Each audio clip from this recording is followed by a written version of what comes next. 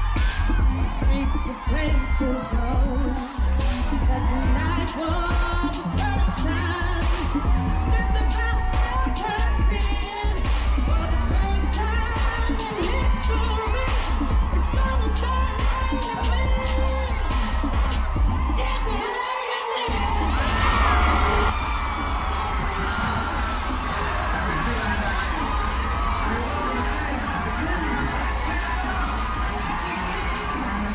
Yes, guys, it's Raining Men, and it's Steve Samuels here for the Hollywood Fast Lane, and we are talking to the cast of Magic Mike. I actually showed up here a few minutes ago, and this is how I ended up Women Are Crazy over here today. Actually, a pretty good movie, and I think you're going to love the interviews. Check it out, guys.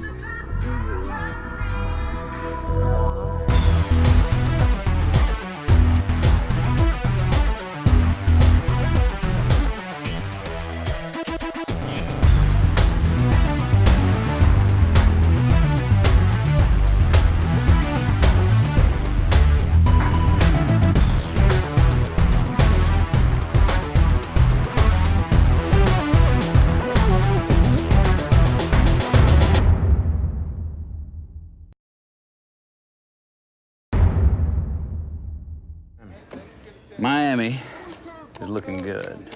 I got a couple of loopholes I got to get through with the real estate attorneys down there, but after that, it's gonna be all green lights, brother.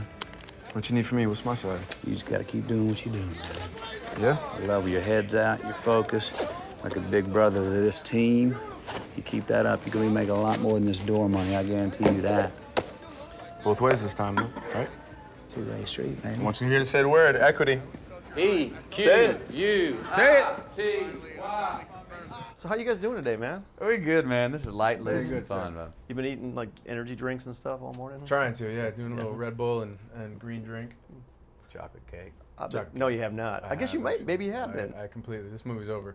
You had a pizza party, didn't you? Yes, I did. Actually, We had a Sonic party. Yeah, We ordered about 50 burgers. So I gotta tell you guys, I was surprised at how good the movie was. Thank you. It wasn't what I would expect it to be because it was so deep. So you're shooting Haywire with Steven, and you're wearing the vest and you got the gun, and you just say, "Oh, by the way, I was a stripper. Let's do a movie." How did that Yeah, work and then out? I got my ass kicked by a woman. There you go. Immediately happened afterwards. No, it was just after shooting one day. We were having a beer, as generally when we're on location. Jet Soderbergh loves doing that. And told him a story, and he loved it. And then we essentially made it into a film.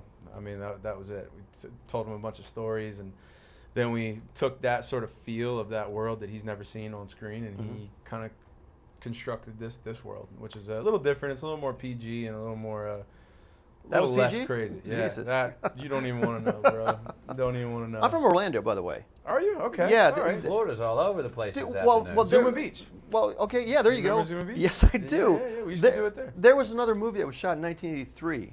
It was called Night of Something with Christopher Atkins. Someone also has told me about this, and I haven't seen this. I haven't seen this movie. It was actually pretty good. Matthew, we saw the movie last night. People were walking out of the movie, and they're saying that was the best you've ever been. Honestly, I mean, okay, it was the women and the men. No, I'm saying. Wait, there's a comma? No, because you know what it was? It's that you went so deep into the role. I didn't know where Matthew was gone. It was just Dallas. Right. And it just made me realize something. Is it to get these great screen performances? They were good, man. How much of that is just being fearless? Look, I just have to speak up just for 2 seconds. Just only for the fact that like I don't think it's as best as ever been. Like because I've seen a lot of things that this movie is not. Like this movie is what it is. Yeah. This might be the most they've enjoyed. That like might that be what they're performance. saying. I don't More know, but- entertaining, but like I don't know if it's the best he's ever been because I've seen him been in some amazing stuff. Like obviously I've been a fan of this guy forever. But Well, thank you, man. Jake Berdance. I love that character. Well, look, it's a guy that I could obviously fly with. Who's ruthless. There's Yeah. no ceiling on Yeah. this guy. And Stephen, from the get-go, the first words he said were, "This guy's kind of connected to the UFOs, man." So all of a sudden, there you go. Okay, there's no change. There's no boundaries. There's no pandering. There's no placation to any sort of job regulation, No. government, law, anything, and your guy's playing an MC, an entertainer, a master of ceremonies, a poet, a capitalist. So I go on and on and on. So it was not about pragmatic stuff. This guy's a pragmatic capitalist, but other than that, he's trying to create fantasies and dreams and living in his own, and wants to be the emperor of those dreams and wants to be the best and rule the galaxy.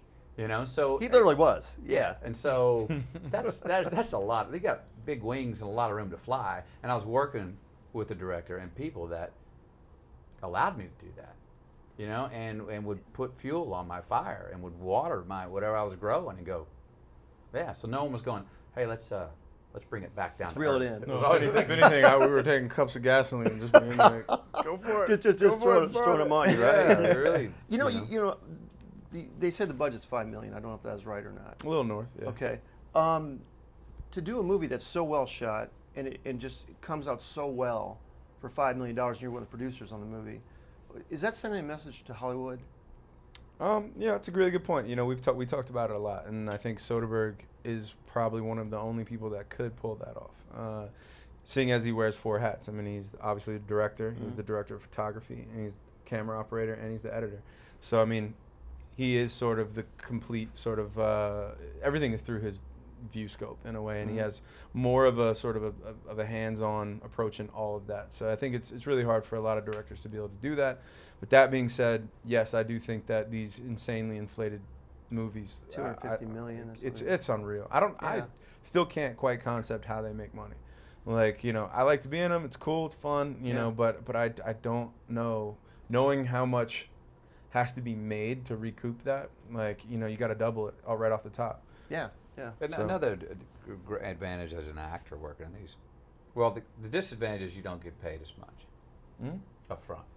The advantage is you get to work a lot more.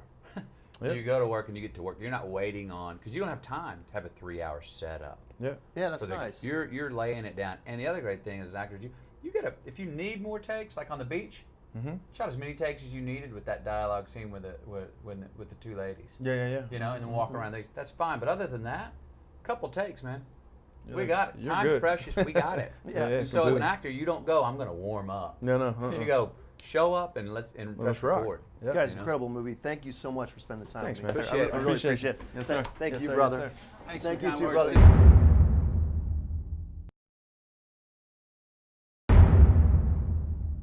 Hi, Mike.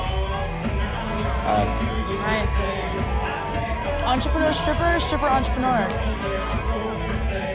Either one. It's fine. You really just came down to see little brother? No, I was hoping this was all a joke. It's pretty funny.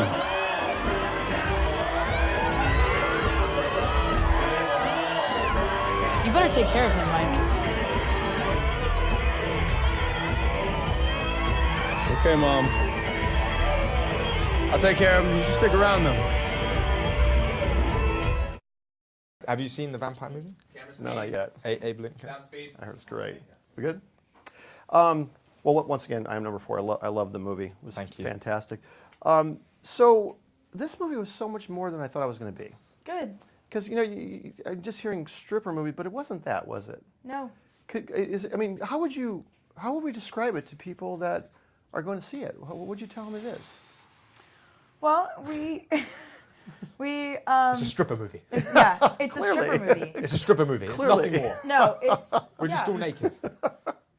I think it's about friendship and about promises and broken promises and unbroken promises, and that you have a choice in life to, to just kind of pick your path and which way you're going to interpret the situation that you're in. I guess through different situations in this movie, it leads Channing to a choice that he should have maybe made earlier in his life. Right, But good point. It, And he's watching you making the same choices he probably did. yeah.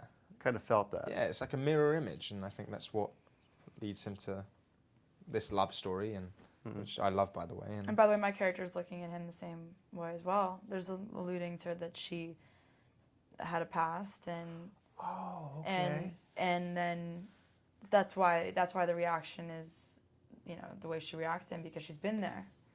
I feel that now. Yeah. Now I see that was in you. Yeah. Absolutely. You know, when you guys got the calls to take the roles, for most of the guys, they were, I'm going to do a movie with Steven. Wow. But I'm going to be naked, really naked. So, Yeah. So for most of the guys, they're kind of terrorized. But dude, you're like 22 years old. You can eat hamburgers all day and you look the same, you know? That's so unfair. Were you walking on the set with bags of Burger King just looking at them? McDonald's. No. Yes.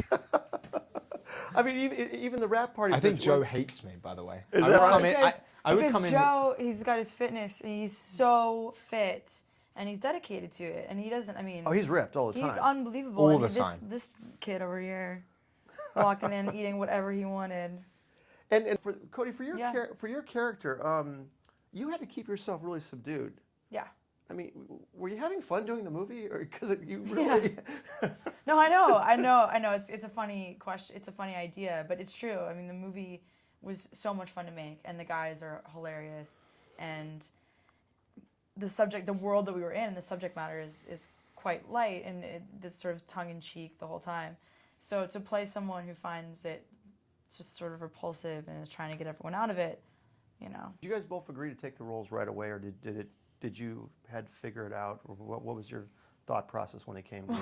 You hear a stripper movie and you think what, but then when you read the script, like you said, you see that that's not really what it's about, and then also you hear Steven Soderbergh and you think, okay, yes, but why is he doing this? And it's a story that's never been told before, and it's a new light, and it's a new venue, and it's a new place to still tell a human story, which is what we're ultimately doing. I mean, we're talking, it's a coming of age and then also a coming to terms story, but it's just set in a world that you've never really seen before. So I totally agree with that. yeah, I think that because of its originality, I think that's also was a big appeal to everyone else, apart from Stephen, but everyone else as well. We wanted to be a part of something that was special, and we thought that this was special from the get-go. yeah.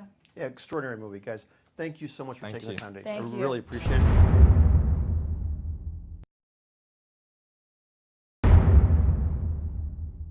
Rocky Kings of Tampa!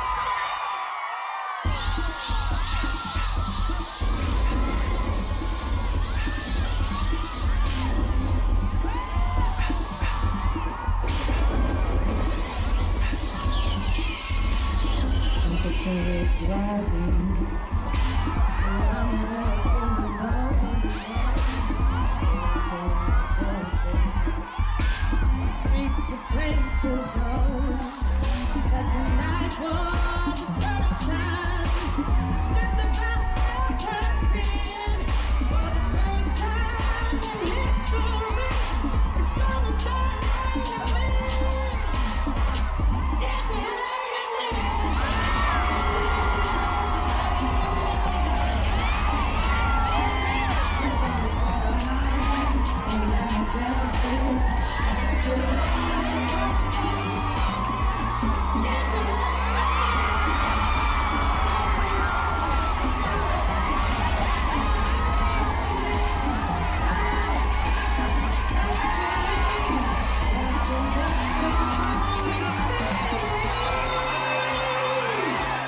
How you guys doing?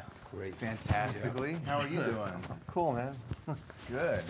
I usually do the early ones. I was always worried you guys are sleepy by this time of day. What is that you're drinking? The green stuff. This is the juice from Pressed Juicery. And it's got kale, spinach, romaine, parsley, cucumber, celery, apple, and lemon. Highly We're reading the label. recommended, brother. That sounds good. Before we get started, Adam, you just had breakfast with the president? Yeah, Is a that little recent? little continental breakfast and a handshake, couple of minutes hanging. Dude. Yeah, it was pretty incredible. Pretty awesome, It right? was awesome. Yeah. It was. So you guys are probably sitting at home or whatever, and you get this call from your agents, and he goes, "Hey, Steven wants to do a movie with you." It's the good news. Yeah. Now you got to be completely naked, but not just naked, but jumping up and down naked. Yeah. What is the fear? What goes through your heads when that happens? You said it. You Fear said it. immediately. Fear, right yeah. off the I bat. mean, like lightning, just like Oh, complete fear. Yeah. To me, that's always a good sign as an Which is artist, great. though, because Yes. that means it's something that's outside my comfort zone, something that's going to challenge me in one way or another that I'm not maybe, you know, I'm going to have to step it up a little bit to be a 100%. part of. And 100%. when knowing Steven was involved and these guys were involved, it just seemed like, you know, a story that was really interesting that hadn't been told in the way that I know Steven could tell it. And so I wanted to be a part of it. I wanted it in, as terrifying as it was. Absolutely. It was. I mean, completely terrifying. Because especially when you're not already in that kind of shape, you know the commitment it's going to require. You know there's dancing. For me, all of these things that I, you know, never fancied myself as. And so, yes, that fear was totally palpable. I think that's why we became such a band of brothers, though, because it was like this boot camp we all went through. We were getting the choreography from these amazing girls, Allison Falk, Teresa Espinosa, who were giving us great, fun choreography that was accessible for us. It was like rehearsing a play, really, and then all of a sudden, it was opening night, and people were making it rain. Yeah, and there's that, and there was that unspoken fear that we all knew we possessed. Of course. You know, and that was exactly that. We were hanging on to each other for dear life, man. Like, come on, we can do this. You're the life right together, dude. Guys, so was there a point when you kind of everybody got it, and you're like, okay, now we're there. You're now Tito. You're now Ken. Was there a point where all of a sudden you were there? Yeah, that came to life in a lot of the stuff we did backstage. Yeah. You know, Steven would set us up in these environments long before they were ready to shoot, and he'd give us a chance to just hang back there and talk and sort of get in the groove of talking. And as they were setting up, we'd find a rhythm of, you know, just hanging out. And once the camera rolls and we incorporated the scene, I think we just, you know, we brought that to what we were doing, and it just highlighted the fact that we were this band of brothers back there, just living this life that we live. And to me, it reminded me of maybe what it would be like to shoot a Robert Altman film. Yes. And there's you have to trust each other to be able to improvise with each other. You have to understand the character the other person's bringing. So absolutely, yeah. The characters of Tito and Ken, when you're out there being them, is there a certain sense of power being on the stage? Do you experience that? Is that what it you know is? what? And I think that power came from the freedom of letting go. You know, we had done all of this preparation, getting our bodies in shape, you know, getting these dance routines down, really finding these characters within ourselves and with each other, you know, finding the dynamics of those relationships. Yeah. And when it came time to you know, to roll and to go, you were able to just let go and be free, and there was a lot of power in that freedom, you know. Yeah, and for Ken, I mean, it wasn't even about power necessarily, because one of the ways that that helped me to actually be able to do this when Steven called action was just to think about what does this mean for my character? What's his relationship to these people? Why does he do this? What does he want out of this? And once that became clear to me, and for him being the kind of hippie he is, it was sort of a communal sharing experience. Right. And so once I had that to kind of go off of, it made it a little bit easier for me. So preparing for this as an actor is different than your other roles, because this physical thing, how long did it take you guys to get there? I had about 6 weeks, I think, before it was showtime. That was it? Yeah, 6 weeks. Yeah. Come on. Well, that was part of the fear, man. We knew there wasn't a whole lot of time to get ready, but there was no way I was not going to be ready, and I know all the other guys felt the same way. I think the minute I hung up the phone, hearing that we got the offer and it was going to go through, I went directly to the gym. Yeah. Did you? And I really didn't stop until we called rap. And then on the rap day, we're talking the elevator. There must have been a pizza party with French fries and hamburgers and stuff. It was actually my birthday, and none of us had to be shirtless anymore. And I told everybody how much I love Dairy Queen Blizzards, because at this point, I mean, we were just having fantasy talk. We're like, remember when we could eat pizza? Wasn't that great? God, it was so good. It was salty. Yeah. And then I told everybody how much I like Dairy Queen Blizzards, and they had Dairy Queen Blizzards waiting for us when we pulled up at Rap, and we just housed them, brother. Oh, we did. I was like, it was one of those things we were talking about every bite. Oh, I got a chunk of brownie in that one. Yeah. Remember brownies? Yeah. Oh, they're good. Guys, really, really good movie. Thanks. More than we ever expected to be, and I really appreciate you talking to us today. It was a blast to be a part of it. All right, thanks, guys.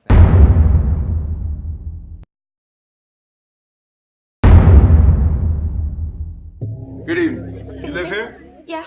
Yeah? What's your name? Kim? Kim, can you move back for me, please? We keep getting complaints of noise and underage drinking. Everybody sit down. We're gonna be here for a while. You don't have anything sharp on you that I can stick myself with, do you? No. Good. Because I do.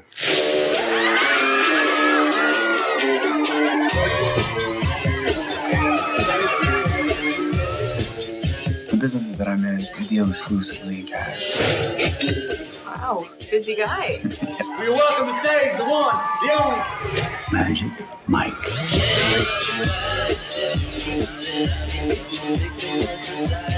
You are the husband that they never had. You are that dreamboat guy that never came along. Yeah, that's a cool table. But you made that? You should sell these things. That's actually the idea. My sister, Mike. Oh, nice one. You, Mike. So how do you know my brother? I'm an entrepreneur. I manage a few businesses. Trying to hit on my sister? Okay, good talk. Entrepreneur stripper or stripper entrepreneur? Either one. I was hoping this was all a joke. It's pretty funny. I'm just trying to figure out why stripping. Women, money, and a good time. Just try not to forget about the people who exist in the daylight, the non-vampire. Right. Are we fighting? Is this our first fight? So if you could do the one thing that make you the happiest every morning. The custom furniture. Custom furniture. So you must be really good with your hands. I just can't be around your lifestyle. Am I Magic Mike right now talking to you? I'm not my lifestyle. Do you believe what you're saying right now?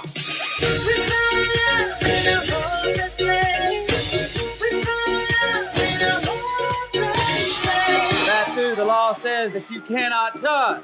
But I think I see a lot of lawbreakers up in this house. Wow, it's a lot of ones. There were some fives in there. Oh, okay. No 20s? You don't want to know what I have to do for 20s. So you're gonna come to show tonight? No. You're gonna come to show tonight? No. You just said over there that you like the show. That doesn't mean I'm gonna go again.